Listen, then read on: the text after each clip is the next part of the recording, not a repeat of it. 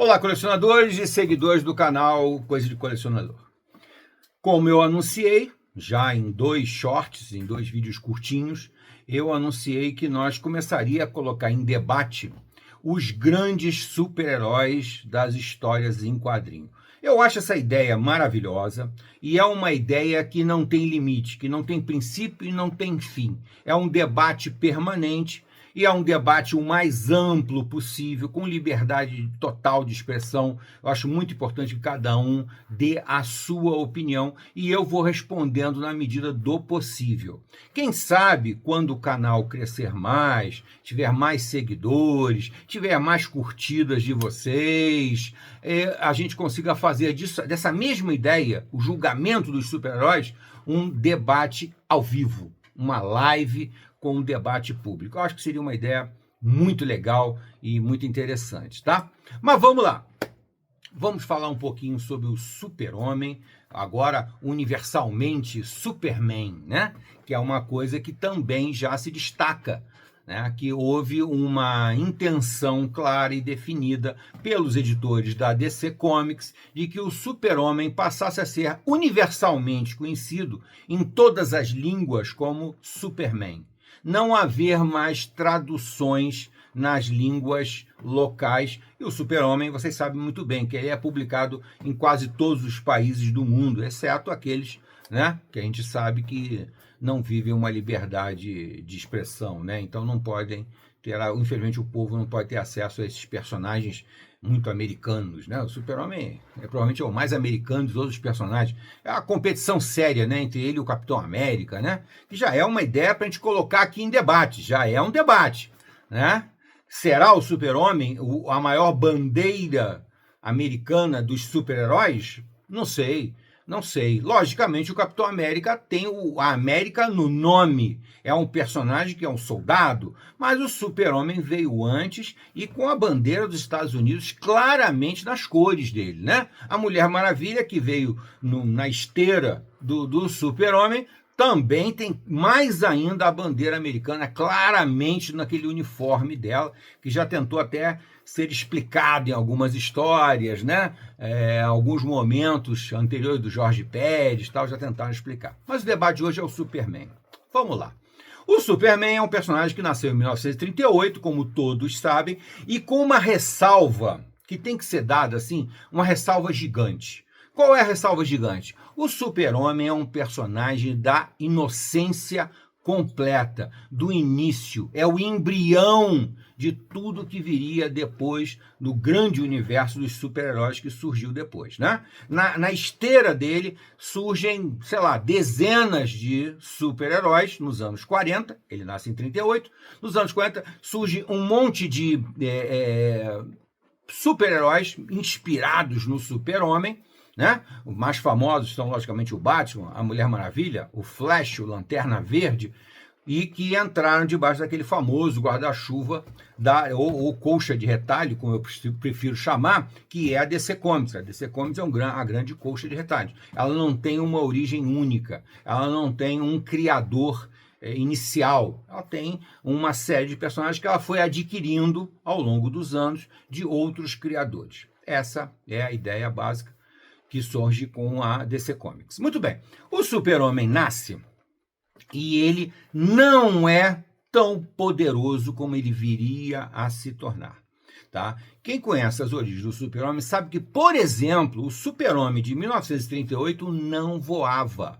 Ele não voava. Ele era capaz de saltar prédios enormes, mas ele não voava. A força dele também tinha algumas limitações, né? A invulnerabilidade dele também era relativa.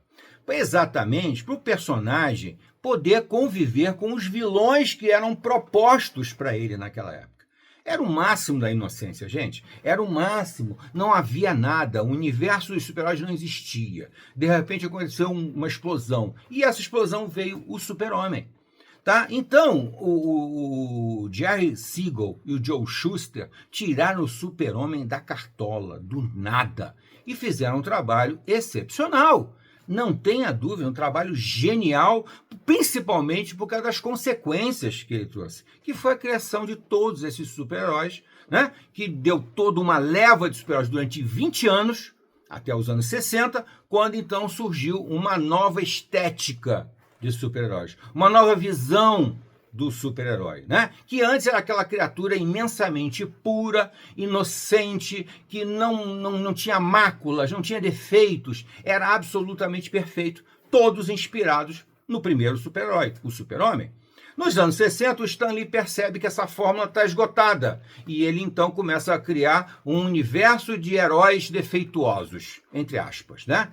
É um universo de heróis que tinha problemas, que tinha falhas, que era muito mais humano, exatamente em contraposição à ideia anterior, que era da perfeição extrema.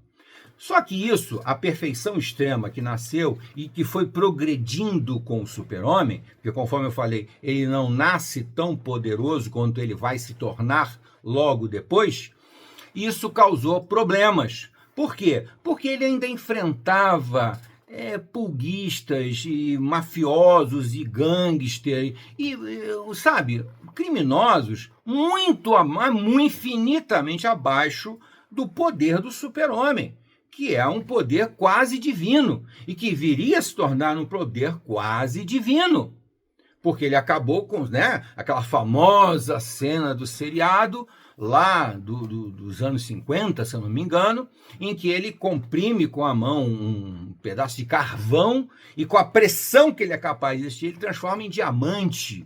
Meu Deus do céu, o cara virou o Midas, ele transforma carvão em diamante. E a coisa vai progredindo nesse sentido e vai criando muita dificuldade para os roteiristas, que tem um deus enfrentando baratas, enfrentando ratos. Pô, realmente se tornou um grande desafio. E aí a solução proposta lá nos anos 40, nos inocentes anos 40, foi a ideia da criptonita. Nascia a ideia do ponto fraco do Super-Homem. O calcanhar de Aquiles do Super-Homem era a criptonita, ou seja, um pedaço de uma pedra, um pedaço do planeta de origem dele, enfraquecia ele. Gente, convenhamos que essa ideia ela é muito infantil, muito apropriada lá para os anos 40, muito adequada, só queriam reduzir ele, os vilões terem alguma chance de enfrentar o cara. Então inventaram a tal da criptonita que enfraquecia ele se ele chegasse próximo a ela. Beleza, tudo bem, uma ideia válida para a inocência dos anos 40. Beleza. Mas quando a coisa vai evoluindo, a história evolui, os personagens ganham outras dimensões, outras camadas, outros dramas pessoais, nos anos 60, principalmente, o Super-Homem se torna uma coisa complicada de um roteirista trabalhar. Tá? Eu costumo brincar que se eu fosse roteirista de história em quadrinho e alguém me pedisse para escrever uma história desses personagens extremamente divinos, como é o caso do Super-Homem, sabe, totalmente impossível de ser batido, eu teria dificuldade de escrever. Porque é um personagem complicado. Eu costumo dizer há muitos anos que o Super-Homem é um excelente coadjuvante. O Super-Homem como coadjuvante é maravilhoso, é sensacional. É absurdamente sensacional, tá? Eu sempre fico imaginando aquela cena de um drama em que uma tragédia está acontecendo, uma grande catástrofe. As pessoas estão sofrendo, estão percebendo que vão morrer, que o fim está chegando. Aquela cena, sabe, excessivamente dramática, e o Super-Homem não aparece. O Super-Homem surge de repente como uma sombra, voando por sobre o rosto dessas pessoas extasiadas. É uma imagem que já foi feita, se eu não me engano, foi pelo Alex Ross. É uma imagem maravilhosa, que você, que nunca viu o Super-Homem, ouviu falar dele só, e você vê aquela imagem daqueles rostos lívidos, que de repente percebem que a salvação chegou, vendo aquela sombra em cima do rosto deles. É incrível, é maravilhoso. O Super-Homem é poderoso quanto menos ele aparece, quanto menos ele é protagonista. Tá? Isso aí é uma cena clássica. A outra cena clássica, se eu não me engano, também retratada muito bem pelo Alex Ross, é aquela cena em que você vê também uma tragédia acontecendo, uma calamidade, uma catástrofe, e de repente, num quadrinho, num pequeno take, você vê aquele cara simplesmente tirando o óculos. Aquele cabelo, aquele rosto quadrado, e ele tira o óculos. No momento que ele tira o óculos, todos nós suspiramos aliviados. Acabou. Estamos livres. Estamos salvos. O cara chegou. Porque essa é a essência do super-homem. Isso é o melhor do super-homem. É quanto menos o super-homem é evidente, quanto menos ele é protagonista, mais ele é poderoso. É a figura definitiva. É a catarse final. É o super-homem. Então, por isso eu acho muito complicado trabalhar o super-homem como protagonista, porque ele é grande demais, ele é poderoso demais, é imenso. E isso é complicado. Outra cena que eu gosto, duas cenas que eu gosto, uma delas imaginada pelo Tom King. Tom King, que é um autor que eu gosto muito, mas é muito irregular, tem histórias muito boas e histórias muito ruins. Mas ele fez uma passagem maravilhosa no Batman, na série do Batman, a série mensal do Batman, que está sendo até republicada pela Panini, e em que o Batman vai casar. É o momento em que o Batman vai casar, a mulher-gato com a mulher-gato, tal, não sei o quê. E a mulher-gato fica tentando convencer o Batman, aquele marrento de sempre, né? Turrão, teimoso, sabe? Que não liga para ninguém, que não precisa de ninguém, aquelas coisas típicas do Batman. A mulher-gato fica, sem falar o nome, ela fica o tempo todo, você tem que chamar o cara é teu amigo, não é possível você fazer isso, tal, convencendo o Batman, Bruce Wayne, a convidar o super-homem para o casamento. Então chega um momento que, muito à contra-vontade, assim, cedendo a uma exigência permanente da Selina Kyle, da Mulher-Gato, o Bruce Wayne só sussurra Clark. E na mesma hora, numa cena absolutamente brilhante, o Tom King traz o super-homem, já com a Lois Lane nos braços, com quem já sei o que a gente vai fazer, para ser testemunha, preparados para serem testemunhas do casamento, que não ia acontecer naquele momento, aconteceria posteriormente. Ou não, né? Não aconteceria, na verdade. Né? Mas, enfim, naquele momento, é uma participação imensa, brilhante do super-homem, coadjuvante. Mas ainda vou mais longe. Ainda nessa série do Tom King, tem um momento do encontro dos dois casais num hotel. Uma coisa totalmente imprevisível, imponderável, inesperada, né? Quando os dois meio que se surpreendem em se encontrar nesse hotel. É uma cena absolutamente sensacional e quem quebra esse momento extremamente tenso, né, desafiador, em que o Batman diz assim, pô, como é que eu não percebi você chegando aqui? Aí o super-homem diz, mas eu entrei pela janela. Ah, você não quebrou nada? Não, eu entrei pela janela. Né? Então, é um momento constrangedor e, ao mesmo tempo, muito representativo dos dois personagens. E quem quebra o gelo da cena é a Lois Lane, que vira para a Mulher-Gato, você é a Mulher-Gato, muito prazer, tal. E a coisa vai para frente. Mas os dois não podem quebrar a pose, né? É maravilhoso. Mais uma vez, o super-homem sendo coadjuvante. Ainda falando sobre isso aí, eu também tenho que citar a participação do super-homem na famosa série do Frank Miller, O Cavaleiro das Trevas, do Batman, né? Que é uma série espetacular de ponta a ponta. E, inclusive, a participação do super-homem, que é absolutamente sensacional, que surge, se eu não me engano, já no 3º volume, ou no 4º volume, agora não lembro. Mas o fato é que o governo chama o cara, que é apelidado de o Azulão e o Escoteiro, se eu não me engano também, e ele é convidado a conter o Batman, que o Batman já perdeu o limite do politicamente correto, já está agindo por conta própria, fazendo justiça por conta própria. Então chamam ele. E quando ele se anuncia, sem falar o nome dele, aparece só um céu azul, o sol brilhando, as plantas radiantes, as borboletas esvoaçando. Isso é uma imagem maravilhosa do Frank Miller para mostrar o que representa o super-homem? Ele é imenso, ele é gigante, ele é um verdadeiro Deus. E na cena final, praticamente na cena final, quando os dois entram em conflito, o Batman crente que aquela armadura dele maravilhosa, energizada pela cidade inteira de Gotham, poderia ser conter o super-homem durante alguns segundos, né? Alguns segundos. E, na verdade, até parece que isso funciona, só que num determinado take, o super-homem dá uma piscada de olho para o Batman. Como quem diz, eu sei o que você está fazendo. Eu vou deixar você fazer o que está fazendo. O cara é grande demais. O cara é imenso. O cara é descomunal.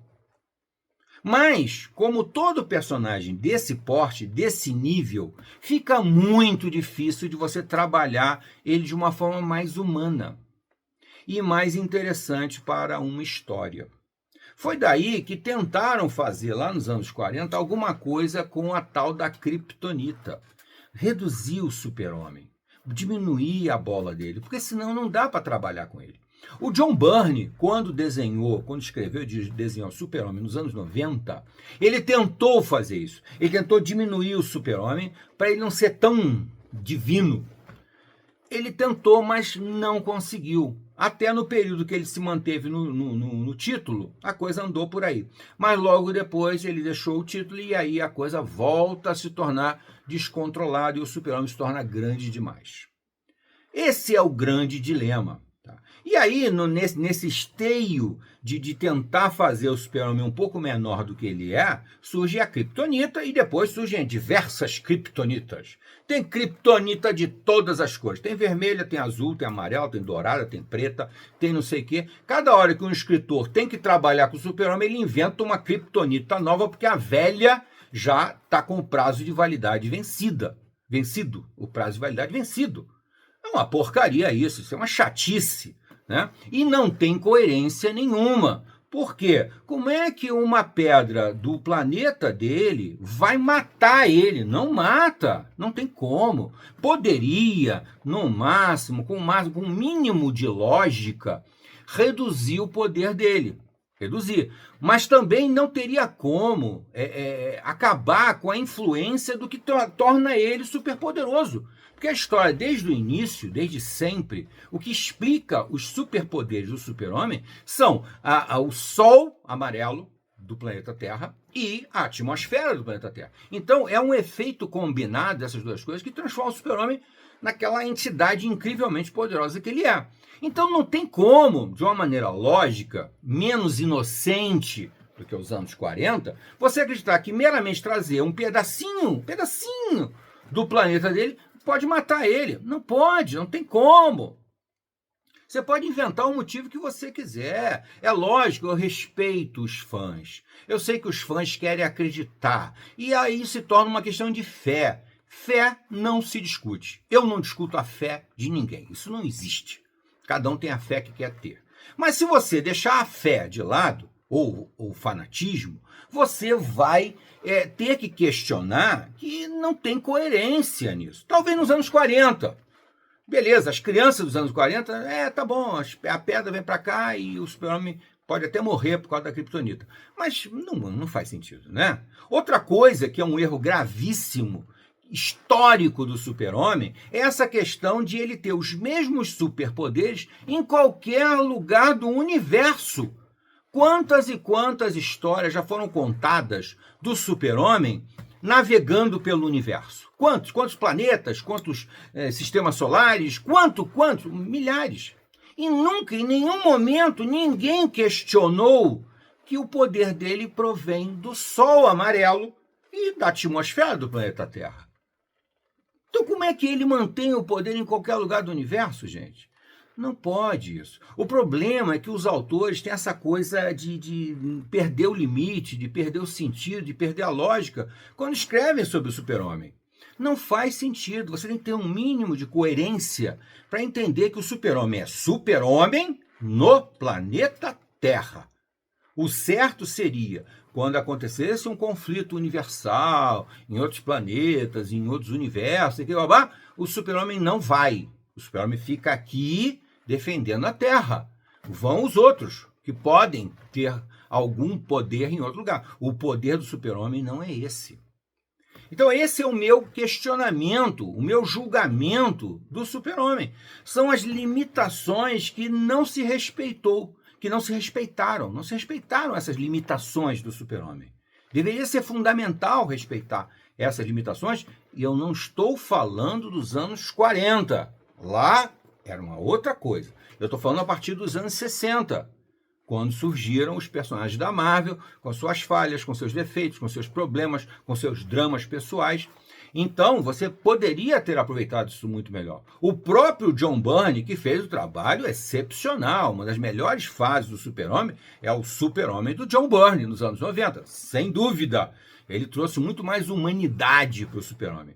Mas, infelizmente, os outros autores não tiveram a mesma preocupação e ficam criando cada vez coisas mais absurdas, mais incríveis, mais sensacionais para o Super-Homem fazer. Como ele chegou a fazer no primeiro filme dele, que eu adoro, o primeiro filme do Super-Homem de 1979, primeiro filme da fase colorida, digamos assim, né? Do Christopher Reeve, em que no final do filme ele simplesmente perde a Lois Lane por um acidente de carro, ela morre, e ele, desesperado, faz o planeta voltar no tempo. Ele faz o planeta girar ao sentido contrário e o tempo voltar para ressuscitar a Lois Lane. O que mais tem que se fazer com um personagem desse? Um personagem que pode derrotar a morte. Não tem limite. No Super-Homem número 4 do cinema também, ele decide acabar com as guerras. O menino pede a ele, ele vai acabar com as guerras. Então ele vai acabar com todas as armas do mundo. E ele pode fazer isso. Pode. Não resta dúvida. Nada pode impedir ele de fazer isso, né? E isso daí torna ele um personagem muito, mega difícil de trabalhar. Tá bom, gente? Essa aqui é a minha opinião a respeito do Super-Homem. Espero ter abordado todas as minhas questões, as minhas dúvidas, os meus questionamentos aqui a respeito do personagem, e espero ter colocado ele muito bem exposto para vocês. E quero ouvir nos comentários a opinião de vocês, no que vocês concordam, no que vocês discordam, tá? Chegou até aqui? Deixa o gostei ou não gostei, faz parte da brincadeira, e se inscreva no canal. Teremos o julgamento de outros super-heróis das histórias em quadrinho. Até a próxima.